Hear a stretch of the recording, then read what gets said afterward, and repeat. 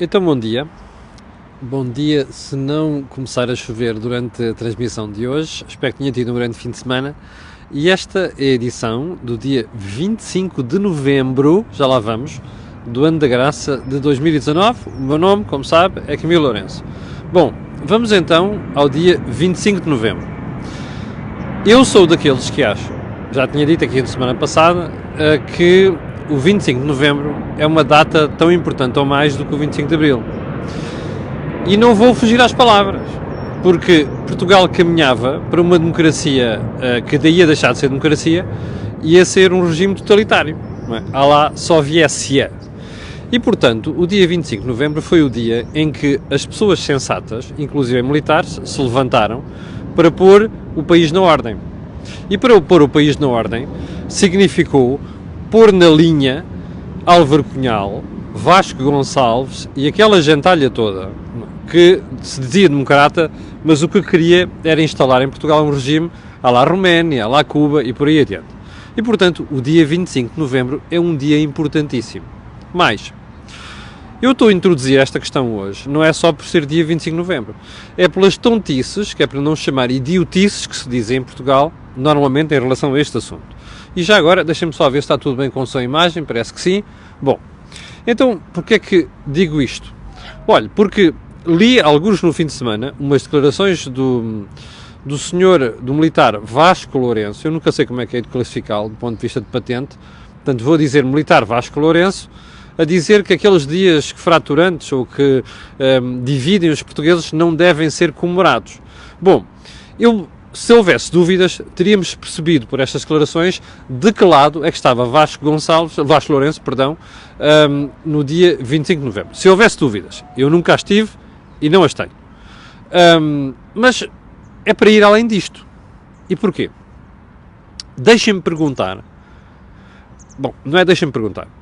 Eu vou dar um conselho a Vasco Lourenço. Se alguém estiver a ver, que o conheça, faça-lhe chegar isto. Quando alguém quer arranjar justificações ou desculpas para algo que não quer fazer na vida, é legítimo. Mas é preciso tê-los no sítio para assumir isso. Eu prefiro uma pessoa que assuma assim: eu não gosto do 25 de novembro. Eu sou de ideologia comunista. A propósito disto, Maria Luísa Albuquerque no fim de semana disse que nem Bloco de Esquerda nem PCP eram democráticos. E eu tenho exatamente a mesma opinião, há muitos anos. Portanto, vamos lá à questão. Eu não gosto de comunismo. Não gosto. E não gosto de comunismo porque o comunismo não é democracia. Bom, o problema de Vasco Lourenço é que o Vasco Lourenço não é capaz de dizer, não está no sítio para dizer eu sou daquela facção e, portanto, não gosto disso. E como ele não está no sítio, vem com esta desculpa. Aqueles dias que as datas que dividem os portugueses não devem ser celebradas. Espera aí. Alguém que diga ao Vasco Lourenço que nós vivemos numa república, mas há gente ainda hoje em dia que não gosta do 5 de outubro de 1910, porque acha que entre a República e o que nós temos hoje em dia existe o sangue do rei Dom Carlos e mais o seu filho. Ora bem, não é por causa disso que o 5 de outubro não é celebrado, não é comemorado.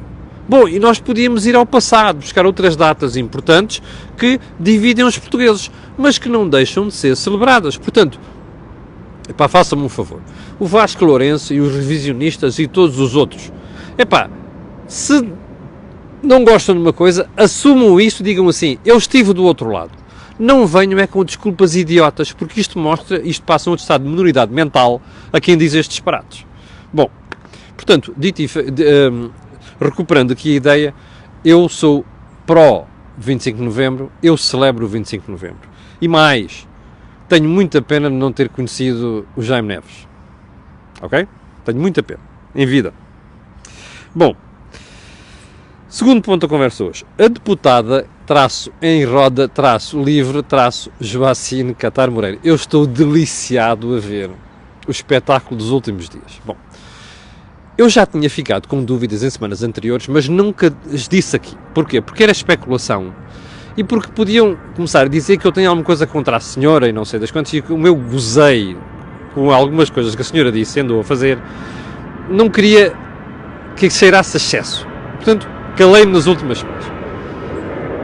já tinha ficado com a impressão que a Joacine tinha uma agenda própria. Mas tinha ficado com a impressão que perdias este fim de semana. E porquê? Porque parece que o Parlamento foi votar uma coisa sobre condenar Israel, não sei quê, e em favor dos palestinianos, não sei das quantas. Eu acho uma coisa inacreditável. Quando aqueles idiotas de extrema esquerda não querem votar coisas da Venezuela e recusam a votar coisas da Venezuela, está tudo bem. Mas depois, quando é para condenar Israel, estão sempre na linha da frente. Mas pronto, vamos deixar isso de lado. A Joacine ter-se-á abstido. O LIVRE, que também nunca me enganou, esta malta nunca me enganou, é para votar contra Israel. E a malta do LIVRE ficou chateada. Bom, e veio mandar umas bocas. Resposta. A Joacine veio com uma desculpa idiotíssima. Dificuldades de comunicação com o partido, não sei das quantas. Bom, isto é uma desculpa que não cola. Lá está, mais valia a senhora tê-los no sítio e assumir aquilo que fez. Bem, mas o que é que surgiu a partir daí? Ela ficou tão chateada que veio dizer que o LIVRE nunca ajudou nada. E que foi ela que foi eleita, graças ao seu esforço. Bem, eu acho que isto foi uma chapadona monumental do camarada Rui Tavares, mais alguns rapazinhos tontos, não é? E ingênuos que tinham no partido. Bom, está claro, Rui Tavares e o LIVRE foram buscar esta senhora porque ela tinha uns tiques de que a tornariam popular, não é? Um bocadinho a imagem da coitadinha. O problema é que a coitadinha não é uma coitadinha. Ela tem uma agenda própria, é convencida, está cheia de si e, portanto, acha que ela é que é o LIVRE a partir de agora. E, portanto, deu uma chapadona nestes senhores. Bem, é claro que violou aquela regra, a mão que dá de comer não deves morder, mas enfim. A verdade é que faz isto. Eu já tinha dúvidas quanto à utilidade do LIVRE. Continuo a ter. Não sei para que é que serve o LIVRE. Não sei para que é que serve uma série de coisas em Portugal. Bom, mas depois disto, a única coisa que posso chegar a pensar é, bem, estes pequenos partidinhos chegaram ao Parlamento. Este é mais um deles. Quando deviam ter juízo, fazem estas coisas. Eu sinceramente não sei, depois deste episódio, para onde é que vai o LIVRE, nem sei qual é a utilidade daquilo. Bom, mas também devo dizer, como já disse aqui há semanas, que não fica por aqui. A Iniciativa Liberal foi outro bom exemplo de como é que, começando bem, depois começam aquelas coisas com a saída do líder e eu sinceramente não sei qual é o futuro daquilo. Bom, está a ver. Isto é democracia portuguesa. Já agora, quanto ao LIVRE, eu espero que o camarada Rui Tavares ganhe juízo para a próxima. Bom, ponto seguinte. O Web Summit. Anda muita gente nas redes sociais a perguntar quanto é que isto custou. Acho que faz muito bem. Mas acho que faz muito bem. Além daqueles 11,7 milhões, não sei o quê, mais os 4 milhões e tal que a Câmara Municipal de Lisboa pagou porque não se expandiu a filo, não é? Atenção, estava no contrato. E, portanto, teve-se montar aquelas tendas. Aquilo foi uma vergonha este ano, com as tendonas por ali espalhadas e não sei o quê. Mas, enfim. A verdade é que nós não sabemos quanto é que saiu do dinheiro do contribuinte, não é do Estado, dinheiro do contribuinte para pagar aquela brincadeira. Se calhar convinha que o Governo e a Câmara de Lisboa fossem claros em relação a essa matéria e nos dissessem tintim por tintim, cêntimo a cêntimo, quanto é que isto custou. Eu vou repetir o que já disse no passado. Acho que o rapaz Paddy Cosgrave fez um grande negócio manter isto aqui durante 10 anos. Vai receber uma pipa de massa, não tenho a certeza se o Web Summit vai continuar a ter o impacto e o peso e a utilidade que já teve no passado. Mas isso é uma história. Agora, que nós precisamos ter acesso às contas, como cidadãos, precisamos, porque vivemos a democracia e porque nós é que pagamos estas coisas. Bom, ponto seguinte, ainda estamos pelas ordem do dia. A piada de Luís Montenegro sobre as cotas no PSD. Bom, eu acho que Luís Montenegro faz muito bem a levantar isto. Porquê? Porque acho que a estratégia de Rui Rio não é apenas trazer moralidade não sei o que ao partido. Rui Rio precisa delimitar a certos grupos a presença nas eleições do PSD. Que é para ganhar, manter-se no poder. E, portanto, dá jeito ao Luís Rio vir dizer que não sei o quê, antigamente aparecia alguém a pagar. Bom, isto é como as cotas de tudo e mais alguma coisa. Não percebo muito bem como é que é o problema se alguém emprestar dinheiro a alguém para pagar cotas, outra coisa qualquer. Não percebo. E, portanto, acho que o Luís Montenegro faz muito bem a levantar estas questões. Último ponto, eu vou-lhe mostrar, que é para você não ficar a pensar que isto é mal feito e o meu. A Tesla anunciou no fim de semana uma pick-up. É isto que está aqui, ok? Elétrica. Os alemães perguntaram-me, hässlich, feio? Não, mutig, quero dizer, corajoso. Bem, isto é uma porcaria monumental, desculpem lá, do ponto de vista de design. Mas porquê é que eu trago isto aqui hoje? É por uma questão de marketing. Como você sabe, o marketing hoje em dia vale tudo. E há empresas que nasceram com marketing no sangue. Uma delas chama-se Tesla. Fazer uma porcaria destas e ter não sei quantos milhares de pessoas já pagaram antecipado uma coisa que pode surgir em 2021, olha, eu só posso dar os parabéns a quem faz o marketing destes. Mas pronto, e repito, eu não tenho nada contra carros elétricos, ok? Não tenho. Bom, vamos então ao programa de hoje, à agenda de hoje. Parece que o Governo, imprensa de fim de semana, não vai mesmo avançar com o englobamento. E parece que também não vai avançar com os novos escalões de IRS. Bom, você ouviu nos últimos dias Carlos César, o próprio Primeiro-Ministro, António Costa, dizer no Parlamento que não tinha dito que ia avançar com o englobamento. Desculpa, isto é mentira, ok? O Primeiro-Ministro disse textualmente que o englobamento provavelmente traria agravamento de IRS para algumas pessoas, alguns contribuintes. Portanto, isto foi admitido. Mas o Governo não andou a fazer teste de águas, ok? Não é verdade. Agora vêm as teorias, vocês é que avançaram, não sei o quê, os analistas, especulação. Não houve especulação nenhuma. O seu Primeiro-Ministro avançou que iria haver englobamento e admitiu o agravamento de IRS nessa situação.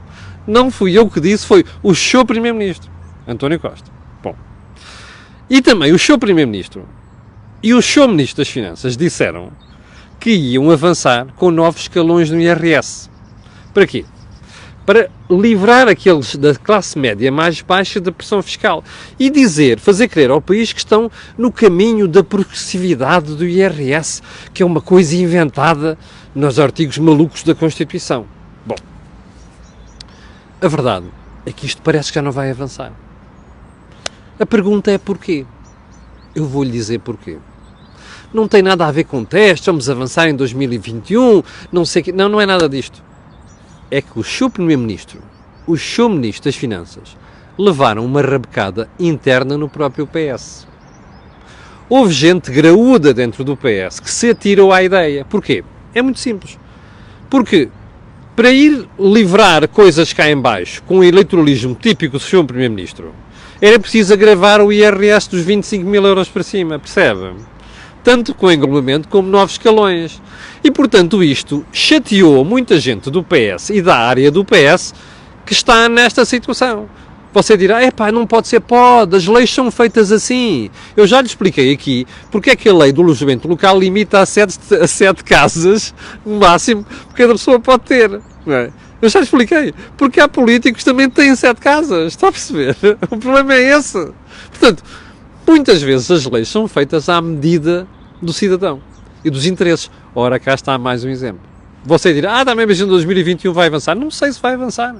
Eu acho a ideia estapafúrdia, acho isto uma estupidez e, sinceramente, acho que alguém está a tentar, dizer aos portugueses, está a tentar ser justo do ponto de vista fiscal, mas está a agravar brutalmente gente que ganha decentemente e que lutou para lá chegar, percebe? Quem ganha mais de 25 mil euros por mês matou-se para lá chegar. Não é gente que herdou, não é gente que recebeu um título qualquer percebe, por realeza ou por herança. Não, são pessoas que se mataram para lá chegar. E isto é que é o problema. O problema do PS, do PCP, do Bloco de Esquerda é que não têm a noção de que as pessoas poupam, criam condições para poder ter aquele rendimento mais tarde. E não é justo estar a penalizar quem poupa, percebe? Este é que é o problema do PS. É o problema de toda a esquerda, sobretudo da extrema esquerda. Bom, ponto seguinte. Ontem houve vários espectadores que disseram assim, o Dr. Marcos Mendes pegou em 2 pontos que você tratou na semana passada, inclusive com os mesmos argumentos. Eu não vi. Estava com os meus filhos, não vi, confesso, mas depois fui ver no que foi escrito. De facto, na argumentação que o Dr. Marcos Mendes, nomeadamente nesta questão do FIS que eu já vou falar, a explicação foi a mesma. Bom, eu não fico nada impressionado com isto, nem vou puxar dos galões. Quer dizer, quem me escreveu alertar para isto, que as pessoas são livres de pensar e fazer interpretações que quiserem. Eu fiz esta, o Marco Mendes também fez a mesma, ainda bem, só significa que há mais pessoas a pensarem da mesma maneira e que a justificação, até que ele como eminente jurista, a explicação que eu dei, esta estava correta. Então eu vou voltar ao assunto. E porquê? Você recorda, a semana passada, eu disse aqui que era imoral na quinta-feira. Estava em Viana do Castelo, onde ganhei esta constipação, aliás, à conta daquele frio que apanhei quando estava a fazer o programa no barco, mas lembra-se do meu argumento. É legal. É legal porque a lei diz que há 4 anos em que o fisco pode corrigir alguma coisa que não esteja bem nos impostos. Mas também disse que é imoral. Uma coisa é ser legal, outra coisa é ser não ético. Ora bem, o que o fisco está a fazer não é ético. E não é ético porque a culpa não é dos contribuintes. A culpa é do fisco. Foi a autoridade tributária que errou na interpretação que fez. E, portanto, devia ter juízo e não ir penalizar agora, a posteriori, 4 anos depois ou quase 4 anos depois, pessoas que não tiveram culpa naquilo que foi a interpretação que a pessoa que estava a receber a declaração de IRS fez. Percebe? Bom, disseram-me, estou Marcos Mendes, usou a mesma argumentação, ainda bem. Mas eu não queria deixar o assunto sem pegar noutra questão. Então, mas espera aí. Isto é uma vergonha, percebe? Isto é um nojo. Onde é que está o CDS? Onde é que está o PSD? Então, não veem aqui motivos de argumentação suficiente para questionar o Sr. Ministro das Finanças sobre o que estão a fazer? Não veem aqui motivo suficiente para defender os contribuintes menos que não têm culpa face às arbitrariedades de uma administração fiscal que depende de um governo? Não veem aqui nada para isso? Bom, já agora, então e o Bloco? E o PCP?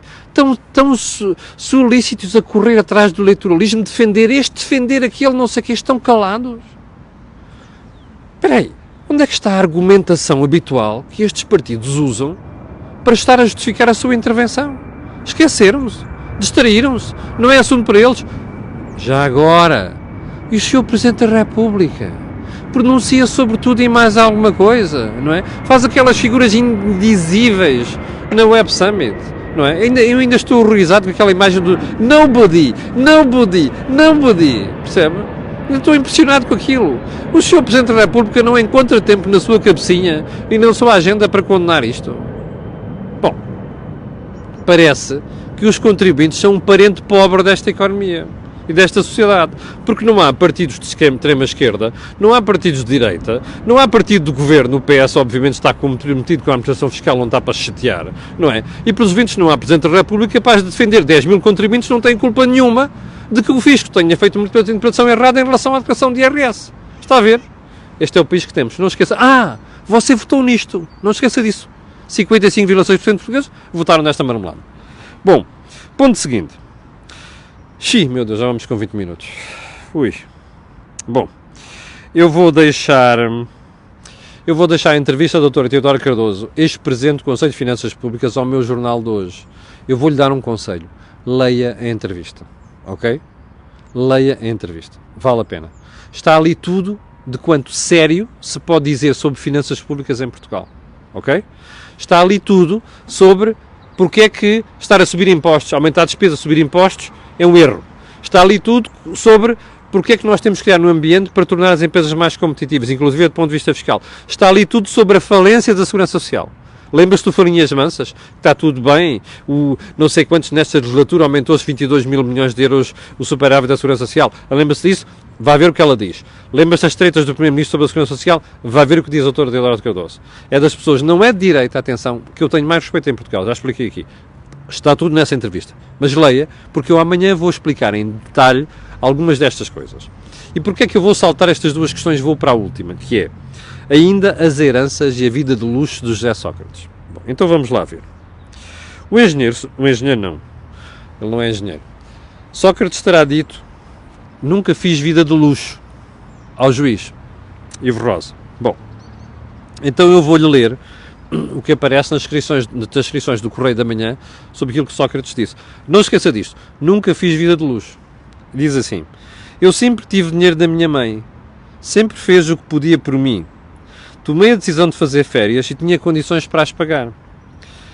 Entre o segundo semestre de 2011 e 2014 gastei 22 mil euros mês em média. Ouviu bem? 22 mil euros mês em média.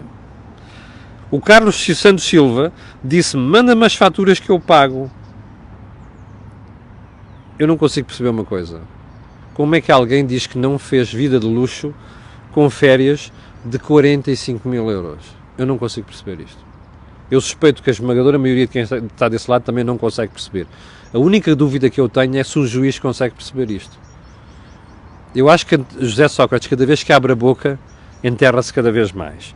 E já agora, para não dizerem que é o Correio da Manhã só, o I de hoje também toca neste assunto. Bom, eu sinceramente admito que me consigam fazer de parvo, percebe? Já me fizeram de parvo de mim várias vezes na vida, inclusive a pessoas de responsabilidade que me enganaram. Algumas publicamente que eu defendi, publicamente, e enganaram.